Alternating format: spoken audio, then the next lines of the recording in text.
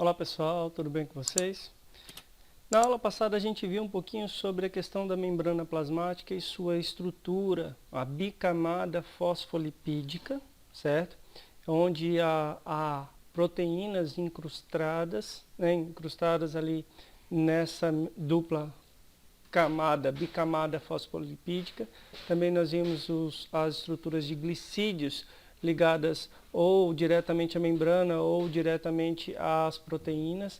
Vimos os tipos de transporte passivo, transporte ativo, transporte passivo sem gasto de energia, transporte ativo com gasto de energia, do transporte passivo sem gasto de energia a favor de um gradiente de concentração e no transporte ativo com gasto de energia contra então um gradiente de concentração.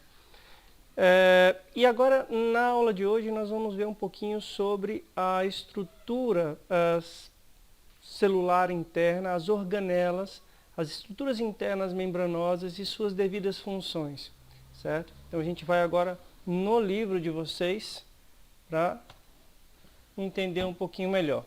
E a primeira estrutura ali dita é o chamado retículo endoplasmático. Então nós atravessamos a membrana, fomos ao citoplasma da célula e vamos entender um pouquinho sobre o retículo endoplasmático.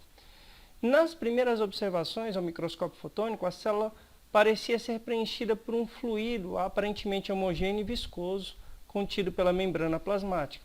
À medida que o citoplasma foi se desenvolvendo, os cientistas descobriram no interior da célula os núcleos e as regiões citoplasmáticas diferenciadas. Então, esse estudo um pouco mais ampliado, com equipamentos mais adequados, permitiu visualizar essas outras estruturas, e é claro, com os tipos de corantes adequados. E uma das estruturas vistas em microscopia eletrônica mostrou certas estruturas identificadas a esse tipo de microscópio fotônico por determinados corantes, desenvolvido no sistema, o chamado retículo endoplasmático. E nós temos dois tipos de retículo endoplasmático. O retículo endoplasmático não granuloso ou retículo endoplasmático liso e o retículo endoplasmático rugoso. A diferença desses dois em termos de estrutura está que o retículo endoplasmático liso não apresenta ribossomos, que é uma estrutura de proteína e RNA ribossômico, que fica grudado no retículo endoplasmático rugoso. O liso não possui ribossomos grudados nele. Já o rugoso, ou também chamado granuloso, possui essas estruturas ribossomos aderidas. E é claro que a função deles é completamente diferente. Aqui nós temos uma imagem de microscopia eletrônica, e nesse caso aqui, onde nós temos esses granulozinhos e essas dobras aqui, nós temos o chamado retículo endoplasmático rugoso, certo? No caso aí, as mitocôndrias, que estão em M aqui, mas mais especificamente numa ilustração aqui, que demonstra a interpretação dessa imagem, nós percebemos aqui então a presença, o núcleo, a membrana nuclear, cheia de porozinhos, a gente vai falar mais do núcleo mais adiante, mas aqui estão o retículo, que são dobras de membrana, similares àquelas que a gente viu na estrutura da membrana externa, tá? Membrana citoplasmática, e grudados nela nós temos aqui os chamados ribossomos. Já nessa outra estrutura que é muito parecida, mas não tem ribossomos, é o retículo endoplasmático liso, ou também chamado não granuloso. Tá?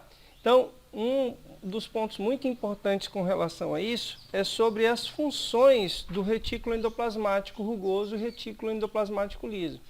O retículo endoplasmático rugoso, ele não sintetiza, mas ele participa do processo de síntese de proteína, onde é que ele armazena e transporta as proteínas produzidas, mais especificamente pelos ribossomos. Ribossomos são grânulos constituídos por molécula de RNA associados a um tipo de proteína. São muito pequenos, tá? Nesse caso aqui, os ribossomos são cerca de 30 nanômetros. Em uma célula imaginária que fosse ampliada 100.000 vezes até o tamanho de 1/4 de 3 por 3 por 3, um ribossomo teria a dimensão de 1 grão de pimenta do reino. Só para vocês verem quanto ele é pequenininho. Mas ele é muito importante, os ribossomos, porque são eles as fábricas de proteína. É nele que é montado as proteínas que são lidas, o RNA mensageiro, e ele lê esse RNA mensageiro e consegue montar as proteínas através da junção dos aminoácidos ali, tá? Então, o retículo endoplasmático liso, rugoso, ele só participa dessa síntese, mas ele não produz. Ele pega, empacota, armazena e transporta isso lá para o complexo de Golgi.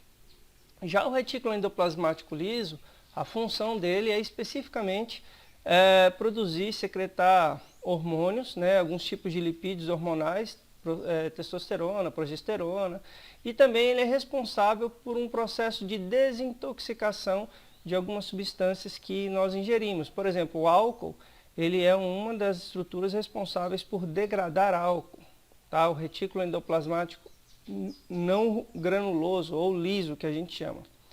Tá, um pouquinho mais adiante, nós temos aí o chamado complexo golgiense, ou complexo de Golgi, que foi por volta de 1898, ao tratar cortes histológicos de tecido nervoso com corantes à base de sais de prata e ósmio, o médico italiano Camillo Golgi notou que a coloração se concentrava em áreas celulares bem definidas e surgiu a existência de uma estrutura subjacente no citoplasma, seria esse chamado complexo golgiense, ou complexo de Golgi, tá?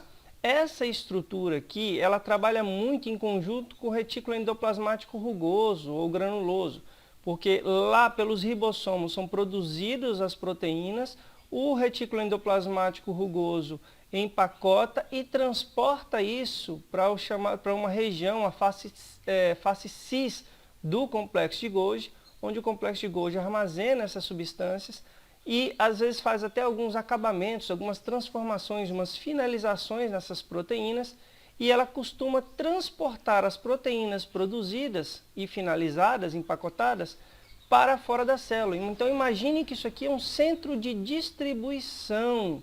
Imagine um mercado, uma distribuidora, ela recebe, empacota e envia para fora.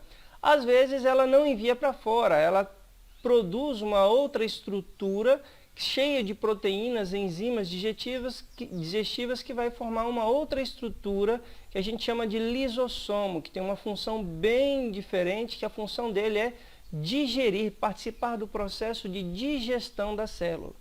Então, o complexo golgiense recebe na face cis as proteínas produzidas pelos ribossomos aqui no retículo endoplasmático rugoso, onde ele finaliza, tá? E transporta isso ou para fora da célula ou forma os chamados lisossomos nessa chamada face trans, tá? Então, nessas bolsas intermediárias aqui ficam armazenadas e é onde vão ser finalizadas as proteínas produzidas pelos ribossomos lá no retículo endoplasmático rugoso, certo? E pouquinho mais adiante, nós temos uma função interessante que mostra aqui uma característica que é a eliminação de secreção enzimas digestivas pelo pâncreas para o processo de digestão de substâncias. Então, as enzimas digestivas que são produzidas pelos ribossomos lá no retículo endoplasmático rugoso é passado para o complexo de Golgi empacota e secreta.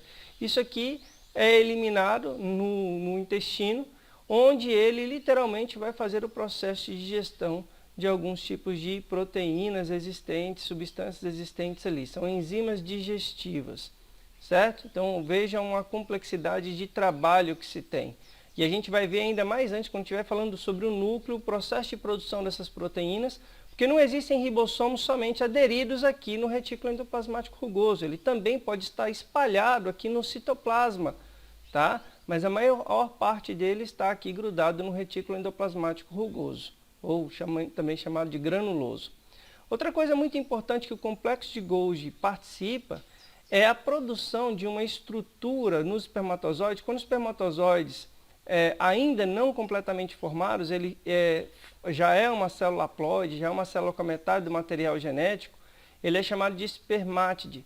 Então, os ribossomos, o retículo endoplasmático rugoso, produzem proteínas enzimáticas, enzimas, onde passa para o complexo de Golgi. O complexo de Golgi cria uma bolsa, uma vesícula acrossômica, onde vai ficar numa região aqui, ó, do espermatozoide, que a gente chama de acrossomo.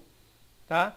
Isso aqui ele vai utilizar para liberar essa substância lá no óvulo, se eu não me engano, na zona pelúcida, e vai digerir a estrutura inicial para ele conseguir entrar. Então ele vai usar isso aqui como uma chave para abrir lá o óvulo, né, para que ele possa, a estrutura próxima ao óvulo, para que ele possa entrar, certo? Então ele usa essas enzimas aqui para digerir a zona pelúcida, ou a zona pelúcida, ou a zona radiada, para fazer a digestão e poder entrar. Então, o retículo endoplasmático liso tem a capacidade de criar esse tipo de bolsa aqui, que nos espermatozoides a gente chama de acrossomo, cheio de enzimas digestivas para que o espermatozoide consiga entrar. Bom, e como eu disse a vocês, aquela estruturazinha produzida pelo complexo de Golgi, chamado de lisossomo, ele é responsável por fazer a digestão intracelular. Então, neste caso aqui, o lisossomo, que é um tipo de bolsa produzido pelo complexo de Golgi, onde dentro dessa bolsa vai estar cheio de enzimas digestivas. O que acontece? Quando a célula recebe um tipo de alimento, uma proteína, ou mesmo até uma bactéria que precisa ser digerida, quem vai fazer o processo de digestão é o chamado lisossomo. Ele vai ter essas enzimas digestivas para fazer o processo de digestão.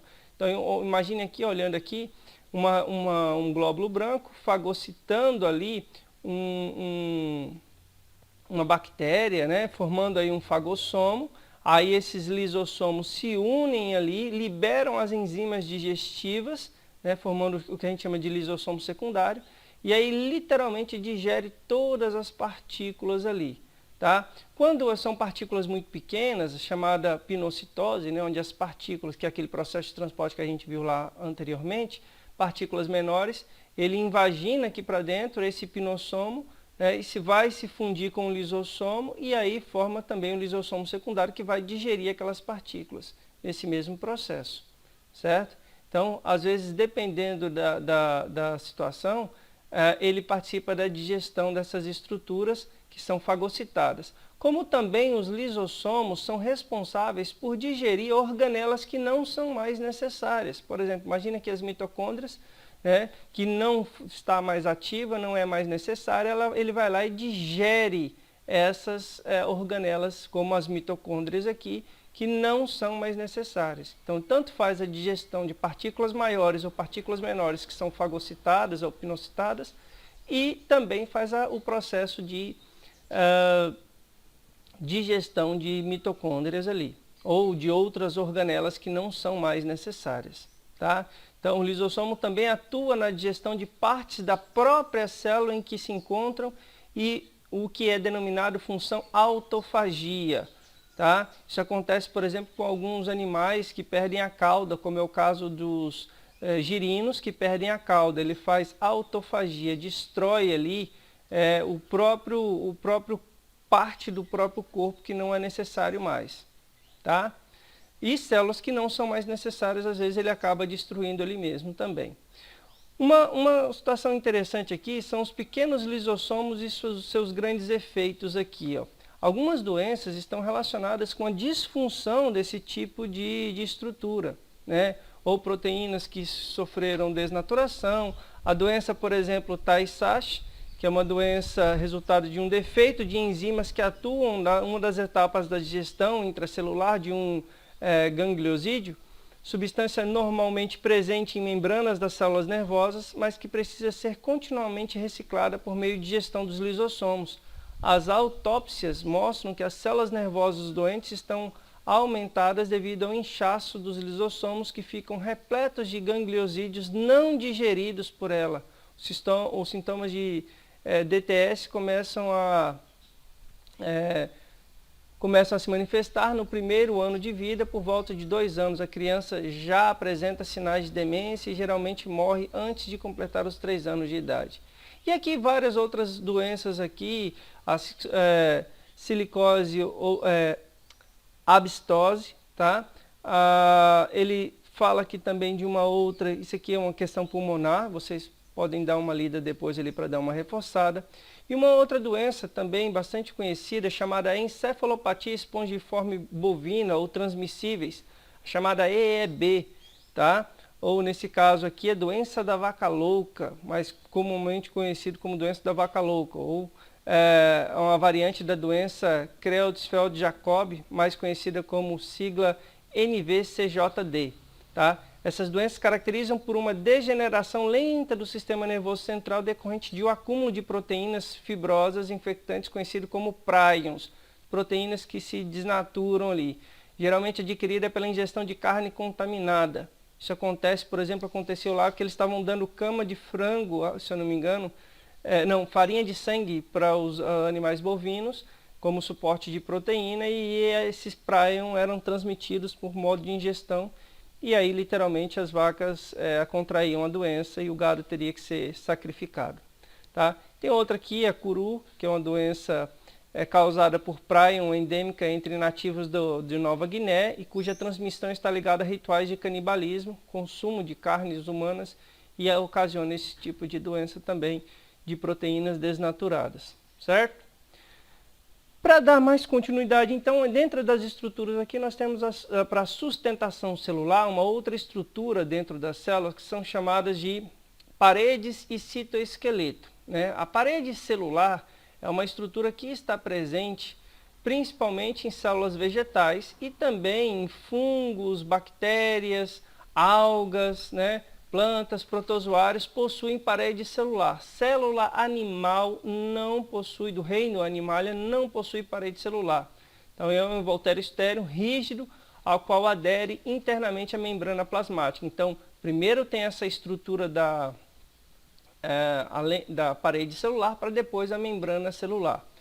Dependendo do tipo de ser vivo, ela tem uma composição química diferente, mas recebe o mesmo nome, tá? Então, as moléculas, algumas são de celulose, que originam-se feixes resistentes de microfibras, tá? E aí, nesse caso, as moléculas de celulose são tipos de carboidrato que dão muita resistência àquela estrutura daquela célula vegetal, por exemplo, para que ela não sofra rompimento, tá? Então, depois dela haveria a membrana celular. Então, parede celular não está presente em célula de animais. E sim, parede celular, o mesmo nome, mas de composições químicas às vezes um pouco diferentes, tá? Estão presentes em bactérias, fungos, algas, plantas e alguns protozoários, também não são todos não. Tá? Os protozoários pertencem ao reino protista, que é o mesmo reino das algas, certo?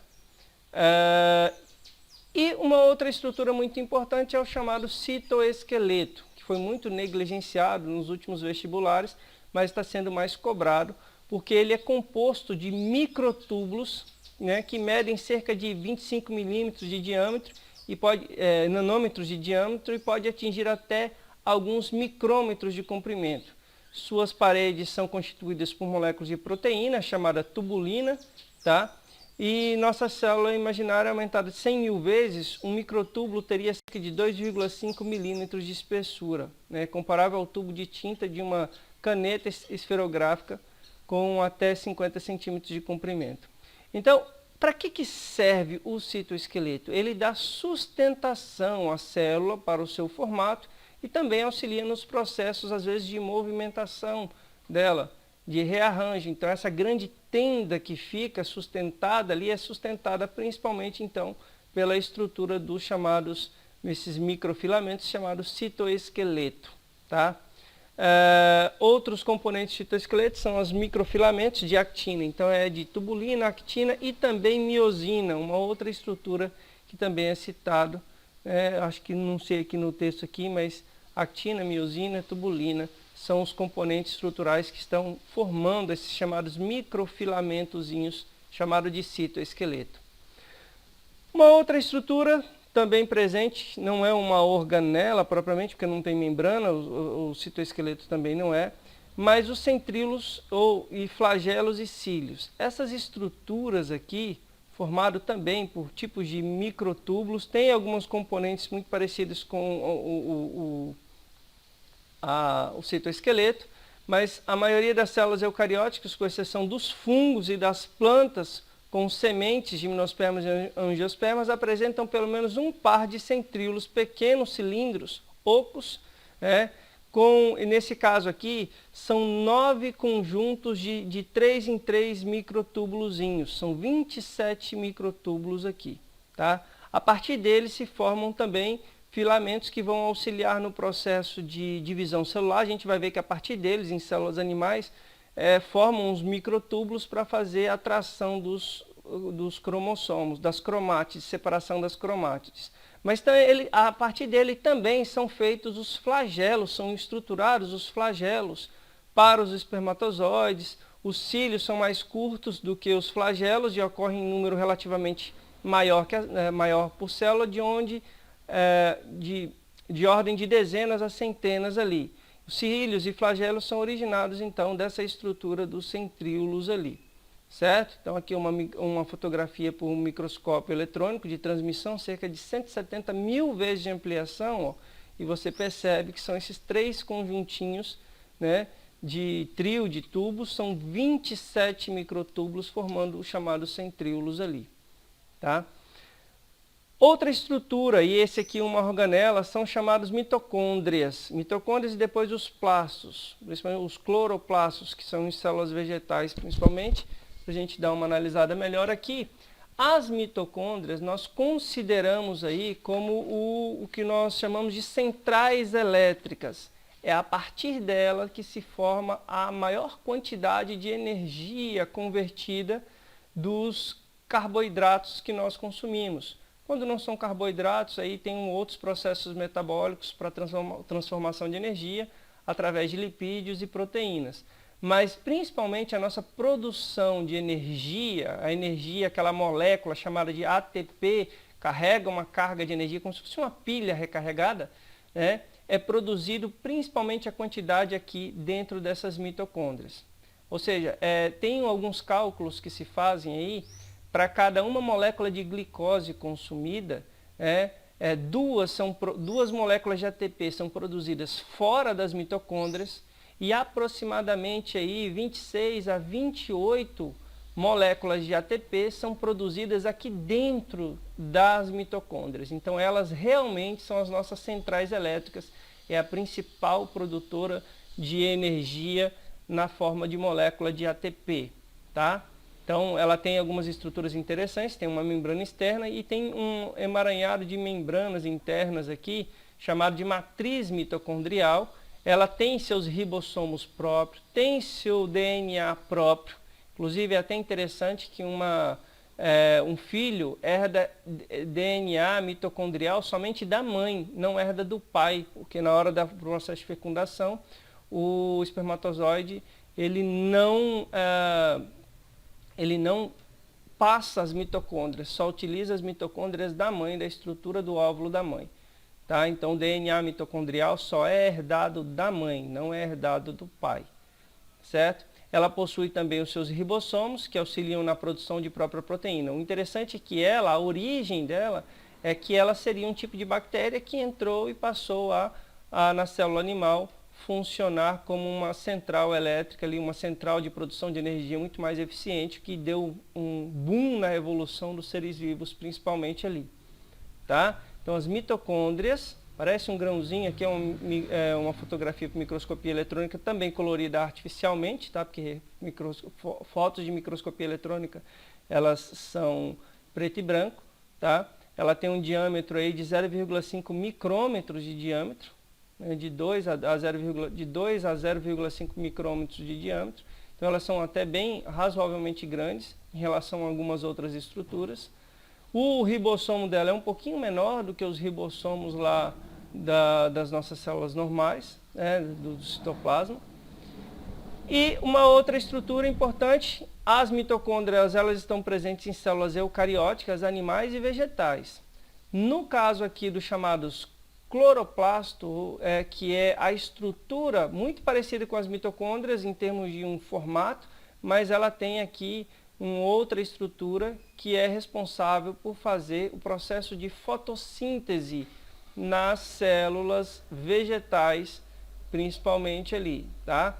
Porque elas são responsáveis então de fazer esse processo de fotossíntese através de uma estrutura, né, uns pigmentozinhos que tem nesse chamado, no grano, aí você tem os chamados pigmentos formando o complexo da antena, que é capaz de absorver a energia luminosa e quebrar a molécula de água e fornecer energia para a produção ali de carboidratos, de alimento então. Então, literalmente essa estrutura aqui é responsável por fazer o processo de fotossíntese. O pigmento específico aí que é capaz de absorver energia luminosa é chamado de clorofila. Essa é uma molécula, representação de uma molécula de clorofila, que é capaz de ser excitada, o elétron do magnésio aqui se excita, ele perde elétron para o processo de fotólise, que vai ser a quebra da molécula de água. A gente vai ver todo esse processo aqui em um outro momento, né, do processo de fotossíntese, para entender melhor, tá? Então, essa chamada estruturazinha aqui é a grana, tá? É toda a estrutura, o estroma. Cada grãozinho desse é um corte de uma grana, tá? E aí você tem essas partes aqui, entre as membranas, o lúmen do tilacoide, a membrana do tilacoide e as membranas integrana, que vão integrar com outras estruturas aqui dos grânulos, tá? Então, essa estrutura é responsável pelo processo de fotossíntese, né? Os cloroplastos são responsáveis pela fotossíntese em células de algas e de plantas, ok? Bom, e aí a aula fica por aqui, né?